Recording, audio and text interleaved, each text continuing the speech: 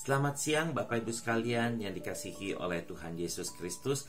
Renungan siang kita pada saat ini mengambil tokoh seorang yang bernama Mylon LeFevre. Sebelum kita membaca firman Tuhan, mari kita berdoa terlebih dahulu. Mari kita berdoa.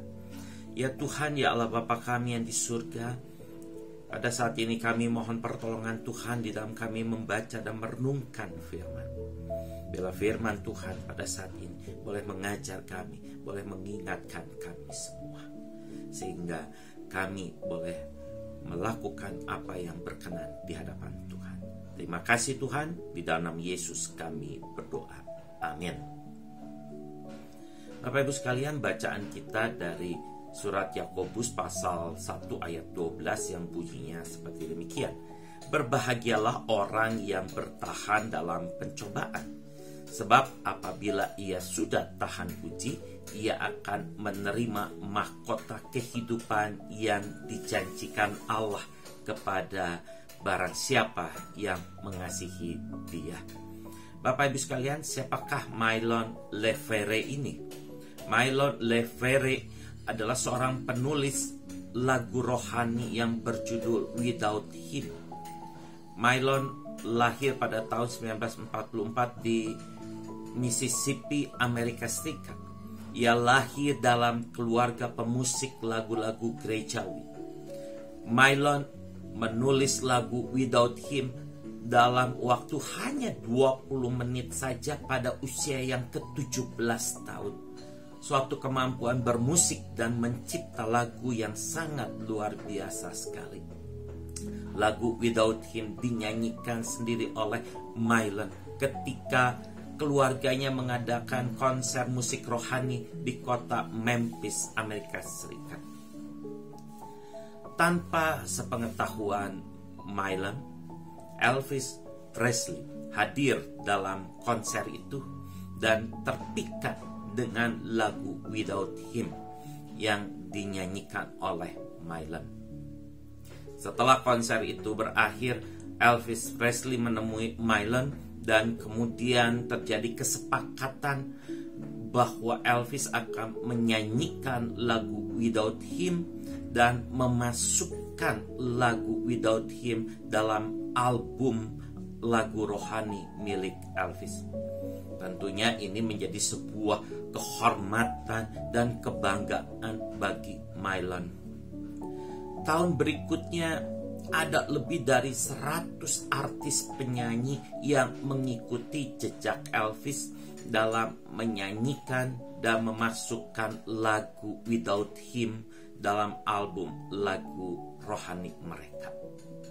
Ini membuat Mylon sebagai penulis lagu Without Him seperti mendapatkan durian runtuh, mendapat pemasukan uang yang sangat luar biasa. Nama Mylon menjadi terkenal dan dapat hidup mewah. Ketenaran dan hidup mewah membuat Mylon menjadi berubah. Mylon kemudian mengubah haluan dengan terjun ke dunia musik rock and roll duniawi dan berafiliasi dengan para musisi kelas dunia seperti The Beatles and the Rolling Stones. Perubahan hidup ini membuat Mylon berkenalan dengan narkoba dan menjadi pecandu heroin. Pada tahun 1980, sebuah grup band rohani The Second Chapter of Acts berhasil membawa kembali Mylon ke jalan Tuhan.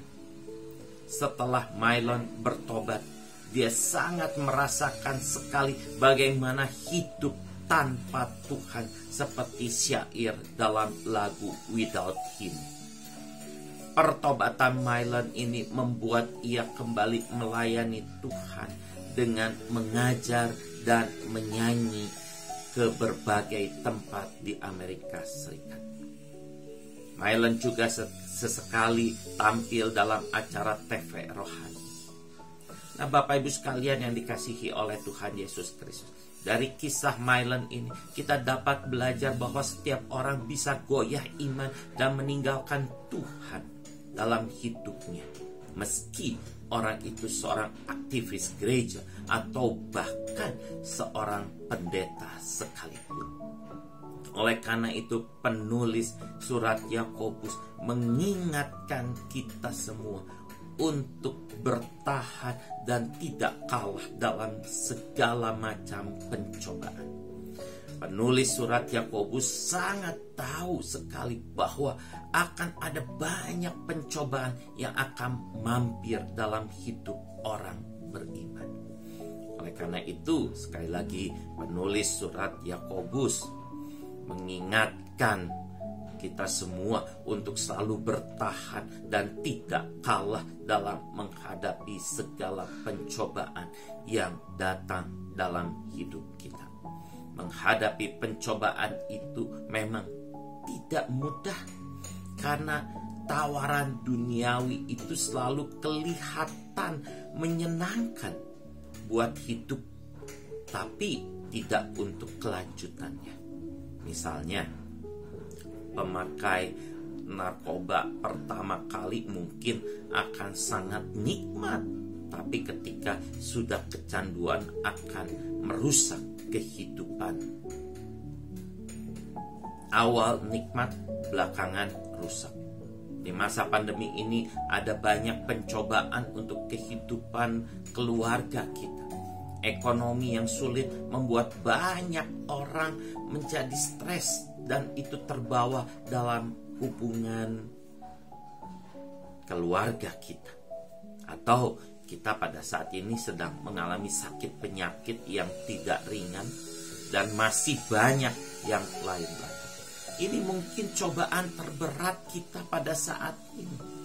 Tapi pertanyaannya adalah, apakah kita rela kalah oleh pencobaan-pencobaan ini dan tidak yakin akan pertolongan Tuhan? Seharusnya jawaban kita adalah tidak rela kalah oleh pencobaan-pencobaan yang sedang kita hadapi pada saat ini. Karena kita punya Tuhan Yesus yang luar biasa. Bertahan dalam pencobaan dan setia kepada Tuhan Yesus adalah satu-satunya yang harus kita pegang dan pertahankan dalam hidup kita, karena kita akan mendapatkan mahkota kehidupan yang dijanjikan Allah kepada semua orang yang mengasihi dan setia kepada Tuhan Allah saja. Marilah setia sampai akhir agar kita memperoleh mahkota kehidupan dari Tuhan sendiri kepada kita. Tuhan Yesus memberkati kita semua. Amin.